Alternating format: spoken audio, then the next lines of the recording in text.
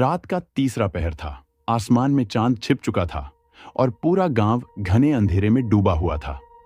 इस गांव में एक डरावना राज छिपा था जिसे कोई भी जुबान पर लाने की हिम्मत नहीं करता। गांव वालों का कहना था कि कर्ण पिशाचिनी यहां भटकती है अपनी हवस पूरी करने के लिए।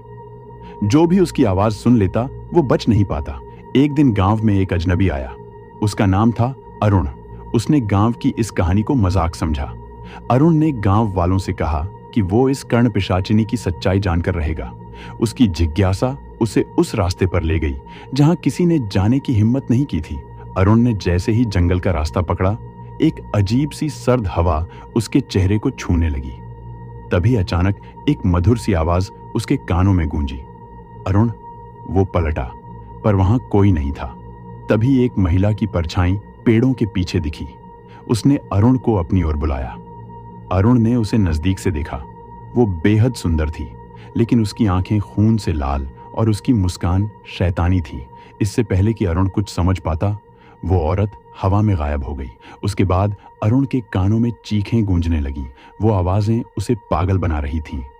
गांव के एक बुजुर्ग ने बताया कि कर्ण पिशाचिनी एक श्रापित आत्मा है। वो अपने जीवन में एक ऐसी महिला थी जो अपनी इच्छाओं के लिए किसी भी हद तक जा सकती थी। उसकी हवस ने उसे मौत के बाद भी चैन नहीं लेने दिया। अब वो अपने शिकार के जरिए अपनी इच्छाएं पूरी करती है। अगली रात अरुण की चीखों से पूरा गांव गूंज उठा।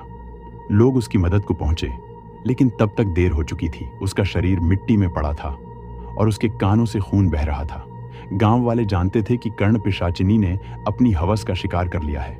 गांव वालों ने अरुण के मृत शरीर को अग्नि में समर्पित कर दिया, लेकिन कर्ण पिशाचिनी का राज अब भी वहीं था।